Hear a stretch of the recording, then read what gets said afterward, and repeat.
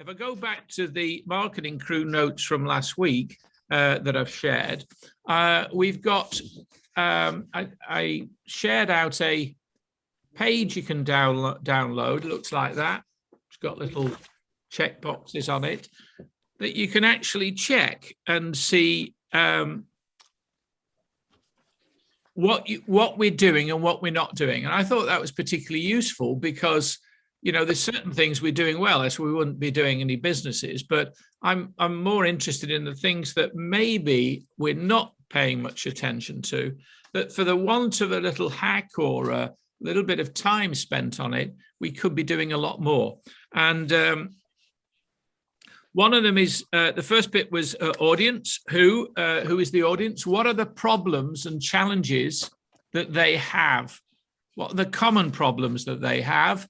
It doesn't mean to say that when you're talking to somebody in that audience that they don't have something unusual, and how you help them. And you might want to make a note of that because I'm going to do a few one-on-ones today with a bit of a twist. And where do you find them? Where they're paying attention? You know, where are they paying attention? You know, where are they looking? You know, for instance, if Zoisa needed new clients, where are they now? Are they in the doctor's surgery? Are they about to go to the doctor's surgery? Are they talking about their aches and pains in the hairdressers? You know, where are they? Where's Andy's audience right now? Because I think commonly we will perhaps put up a website or we'll be very active on LinkedIn, but is our message, are we grabbing attention with people? Are they looking at that? You know, where are they looking? Are they, you know, how are we connecting in that way? The other point, the second point was, where do we engage? Is it on the website? Is it on LinkedIn? Is it by email? Is it a Facebook call? And how are we keeping that in an organized fashion, like on a CRM system or a notepad, or do we just face each week? I mean, I'm not magic on this. I mean, I've got extensive lists of people that I could be inviting to events like this. And I've almost lost touch with those people. So I need to think how I'm going to re-engage. But it's not just a re-engage with one email. It's what would I do after that? What would I do after that? Am I going to bring them on a one-on-one call? Am I going to do something, a private event like this? Do I invite them to something, you know, to one of these events, etc. Then, of course, is the sales process. And we tended to end it there, but retention is quite key. All those people we know that we have a good relationship with, how could they help? Do they know where we're up to? And they may be in business or may not be in business. And then finally, and this is what we're going to be talking about today, we talk about really people that know us well. And they may have had our service. They may just know us from socially. There may be friends, there may be family, etc. There may be people in other events that we attend. But are we asking them for the business that we want? I went on the call during the week, and it's not unusual. It's a very vibrant call, in my view. Lots of activity, etc. But I thought if I was going to turn up to this every week, I'm thinking to myself, if I was to meet business partners for a coffee every week, and they rolled up their banner, well, we've covered that. They're not going to roll up the banner. But if they just told me what they do every week, I think I'd stop having coffee with them. So I'm thinking, what is the banter? What are we trying to do on these events? Here we talk about all aspects of marketing, and it ends up in a conversation. I'm going to head the video of this called Ditch the Pitch, Engaging Conversation. There's too many people on that call, and by the way, any other call, B&I calls, etc. They just pitch. They either talk about what they do or they pitch what they do to everybody in that room. And it just frustrates the heck out of me. So what I'd like to try and get from today, or what I'd like everybody to take away from today, is a new understanding about various people on here, and an understanding of how you can help them get more business. I'm going to break up in a few moments, and after we've had a short discussion, and then I'm going to pair you up, and then I want you to lead off with the conversation. How can I help you get more business? In fairness, that was what I used to do at BNI. It was partly authentic. I really wanted them to know how they can get me more business. But, I learned a lot. Nowadays, I don't have an agenda for my business. I genuinely want to know, how can I help you get more business? And I think if you come from that mindset, you'll have left the pitch outside. You'll be far more engaging and interested, and people will value that conversation. So, how can I help you get more business? What sort of person can I connect you with? And I want you to, I'm going to put these words in the chat in a minute. I want you to describe them for me. What problems do they face that you are particularly good at helping them with? What's frustrating them right now? What's holding them back from going forward? Now, you might not know that on the surface, but if you ask the right questions, you will. What stops them from scaling their business if they want to scale it? Not everybody does want to scale a business. How does everybody else? Hello, Helen. You've snuck in there and underneath. How does there's a number of people go attend these meetings on a regular basis. Am I the only one that gets frustrated with this? And it's partly training, and it's partly that's the way things happen. And I know business happens, but I'm thinking about the people that just in fact, there's one particular person I'm thinking of. 3 times I've been on calls with him, and 3 times he's told me exactly the same thing. And then when they have subs, they hand over their scripts. So, am I right? Am I wrong? What does everybody think? Rebecca? Yeah, I've been to a few BNI meetings a while ago, a few years ago now, but that's what I found a little bit strange about it. The repetition is so formulaic. I don't think you should just have a pitch that you just give to everyone. Yeah, have a conversation and see where you get. In that case, the members there were poorly trained, because, certainly they do have room for training. So if they're giving the same pitch, they need to be helped. Mel? Yeah, I attend Business West, and I attend the FSB, Federation of Small Businesses.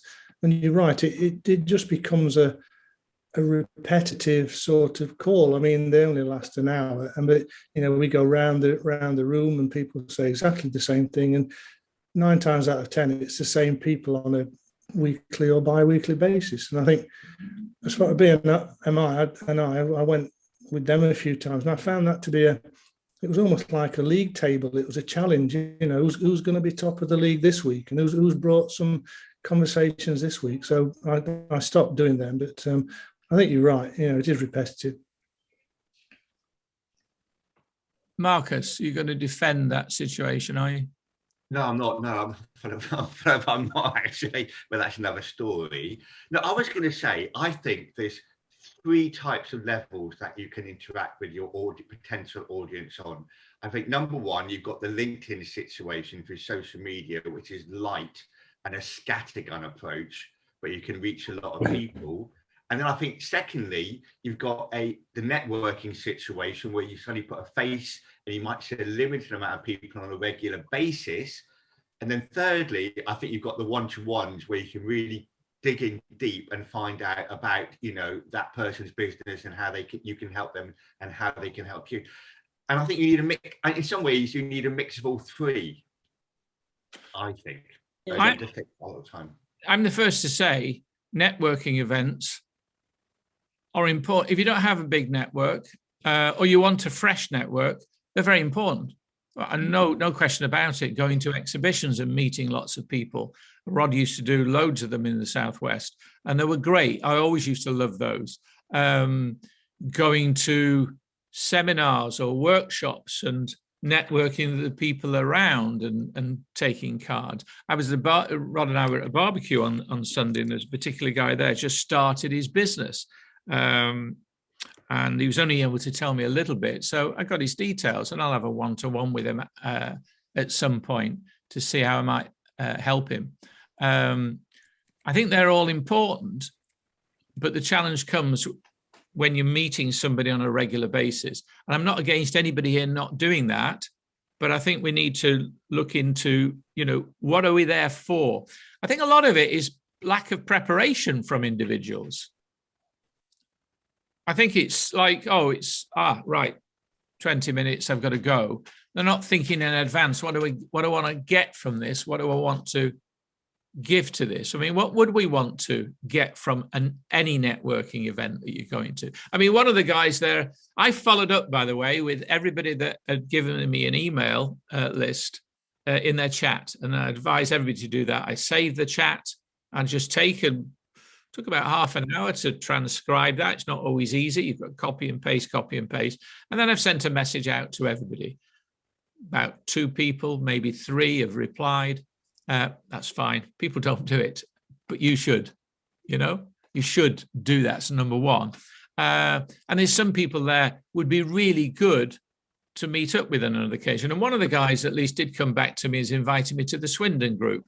I appreciated that. It's on a Tuesday, every second Tuesday. I can't do that. So maybe I just explore another way. I don't know what I'd get from that, but it doesn't really matter. He's in the marketing space, so that could be good, because anybody in the marketing space, I'm always welcome and open to having a conversation with. So who would you want, from if you were to go to a strange meeting, what would you want to do from that meeting? Rod?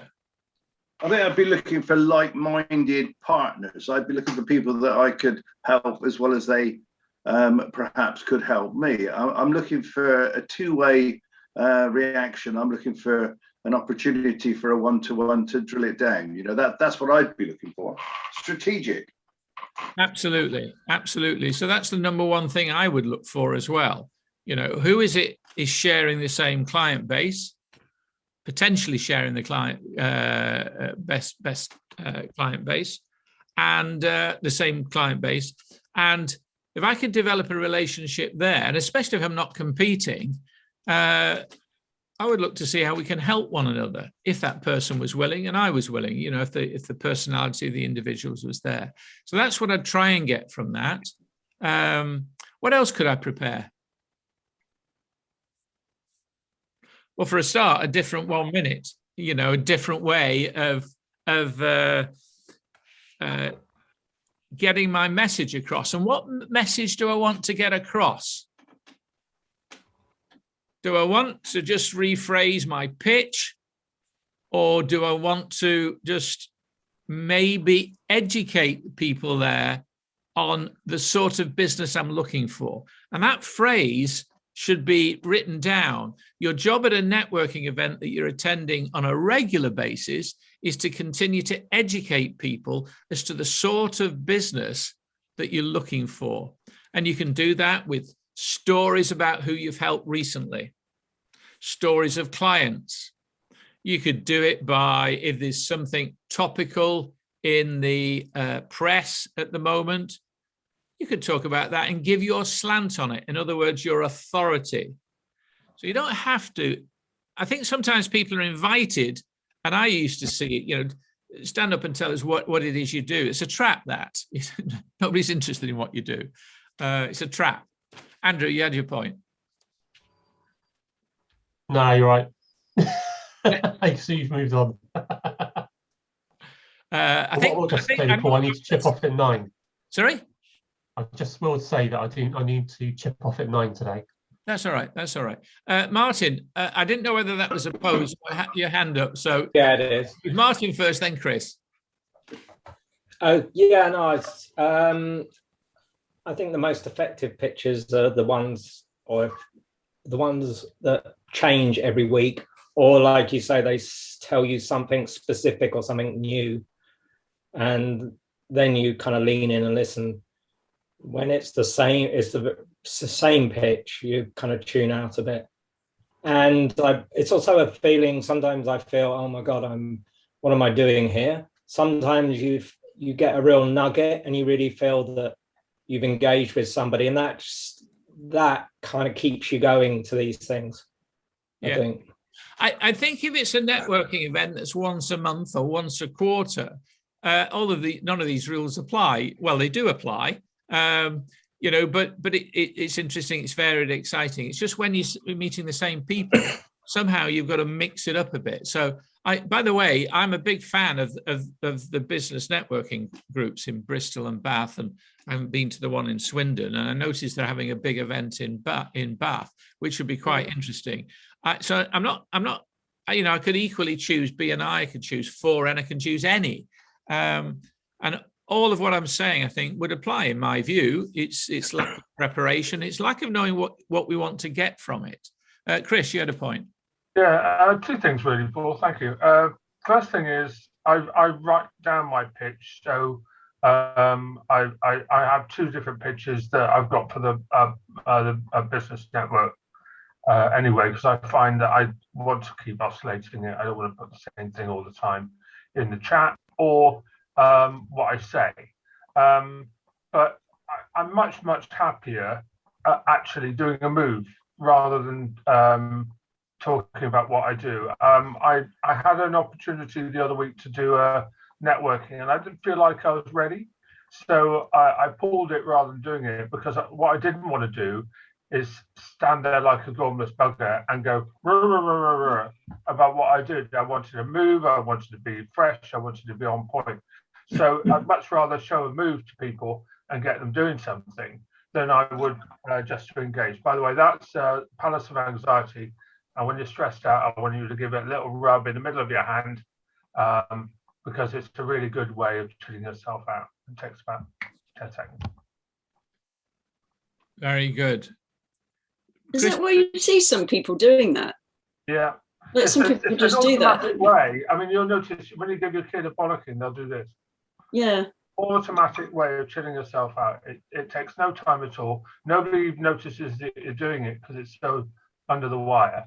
But it's a really nice way of getting you out of your head and starting you blinking and breathing again. It's instant. It's really good. You got to watch you're not doing that, because it looks as if you're ready for an order. Obviously, put your hands below the screen if you're doing it on the screen. But as a kind of a throwback, if you're just feeling a bit discombobulated, it's a very fast way of getting out of it. But things like that, which you can do immediately, that are 20-second moves and that have a strong impact, are really good things to throw into the mix, simply because people aren't expecting to get a takeaway in 40 seconds. And if you can deliver a takeaway in under 40 seconds, doesn't matter what my name is, they can look that crap up during the meeting or after the meeting. It doesn't matter. All that actually matters is that you deliver some content that they're not expecting and they get some tangible takeaway, and I'll have that. So there's a really key point that Chris has made. What value are you bringing into the meeting? It's a bit like, I know Rod says, if you've got a party, everybody brings a bottle. The bottle is the value, what extra tip you can give, what little shortcut. If that's all you do, then that is going to be great. And also, Chris makes a point of being visual. And that has been a common one that I found at networking meetings. We know that most people are, I don't know whether they're predominantly visual. Somebody might be able to give them the stats, but I mean, some are auditory, some are kinesthetic. In other words, you want to be involved. But I would say visual. As I understand it, about 50% of people are visual. Is it? 50, 30, 20, I think. Obviously, most people are a mix of all three, but the majority of people are largely visual.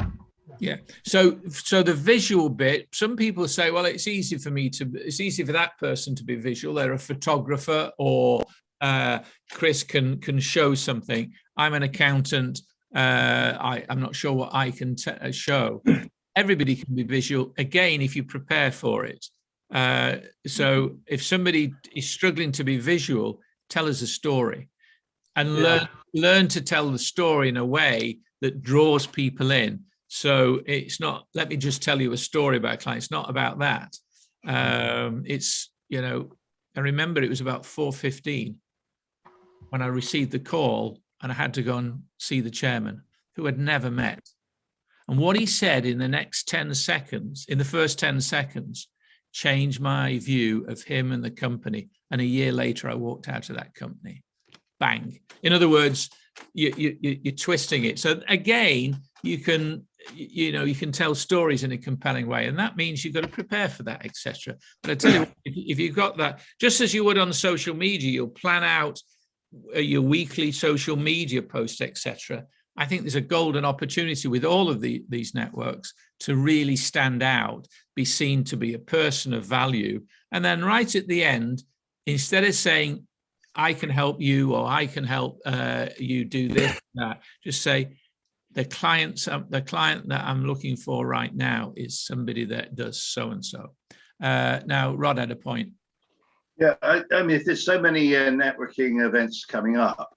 An interesting chap that I bumped into once, funny enough, in Bristol. He would go along and give his business card. He didn't have any plan or objection. It was just an awareness thing, really. He wanted to visit every single stall, which was over 100 stalls. So he made sure he had enough business cards. And what he did was, when he met you, shook hands with you, and very, very brief. It wouldn't be any more than a minute. But you either went into his left-hand pocket or his right-hand pocket. And I wondered what he was up to. I asked him, and he said, well, anybody in the left-hand pocket is a waste of time. I should be chucking them in the bin before I leave. But in the right-hand pocket, I'm going to engage those people, and I reckon I can do business with them. And that's how I'm going to look at every one of your networking meetings, mate. He was strategic. He had a plan. He knew what he was up to. He couldn't care less about whether people engaged him on the day. He was after everybody after the event. Exhibitions were my stomping ground as well. And my strategy was to go around all the exhibitors and ask the question, how's business been? How are you doing? Take an interest. They didn't really know what I was doing unless they asked. But I didn't do that. And I literally just took an interest in them, took their cards and followed up afterwards. Because if you go around an exhibition and you start pitching somebody, you're restricting your time, and they haven't got time for that. They're there for their business. And I would make a note on the back of the card, and I'd take some time out. And nowadays there's apps that just scan it and you can put it straight into your system. HubSpot's got one of those. One CRM's got one of those. Any other experiences at exhibitions, at networking?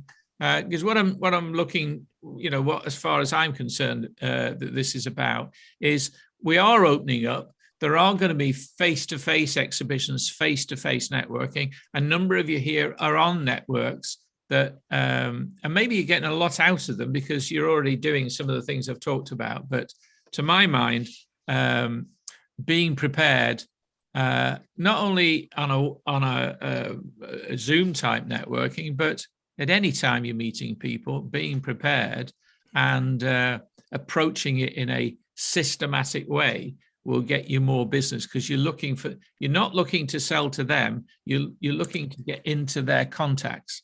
And I think LinkedIn is an amazing way to do that. If you're doing and I've not done this of late, so I'm as guilty, but when you're having a one-to-one call on LinkedIn and you're meeting somebody that maybe you've met at a networking event and you've gone offline and you've agreed to have this meeting, does anybody check out their website? Hold hand up. Well, I do. Does anybody scroll through their contacts? Yeah, sometimes. I'm the same sometimes. But those, first of all, you see who you've got in common. You can ask the question, how do you know so-and-so? But secondly, there could be people there that you would really like an introduction to. How well do you know so-and-so? So there's quite a few things we could do on LinkedIn, just in a simple fashion like that. Anybody, any other points there before I split everybody up? Yeah, go on then. Yeah, so easy. So I haven't been to that many networking. I think I went to a BMI or something like that, and it was interesting that if you're new or just starting out, or would put yourself in that kind of like novice category, it's good in terms of there's that encouragement of, you know, we can help, let's work together. You're the only one of your particular type of business. But then the other thing that I find is when I hear about other people that I know in my kind of field, kind of movement or whatever, they then, if they've kind of partnered somebody, there's that, they've often described like that pressure. It's like, well, I don't have many clients, but I'm always having to think of how can I give them this, or this. So actually, it's shifted their own focus away from what they're able to do. So I think sometimes in those environments, and I could be wrong because I haven't much experience, is that there is the emphasis on kind of what can I get is restricted and limited in terms of, it's like what you might get is think of, you know, clients or contacts, but actually there may be some other gems of information or inspiration that actually you can get, that it's not necessarily physically tangible, i.e. bums on seats.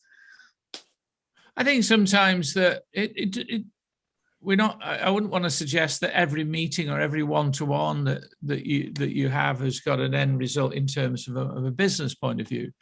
And although the guy that Rod described was a little bit mercenary, you know, left-hand pocket, no waste of space. Maybe if they didn't have a personality match, that might be the case. But I don't know whether anybody's a waste of space, because we just don't know who we know. Maybe some people are thinking, that person was thinking, who can I do business with straight away? And Marcus said something at a conversation that we had, and Marcus came over to do a fashion shoot, which I thought was fantastic, very exciting.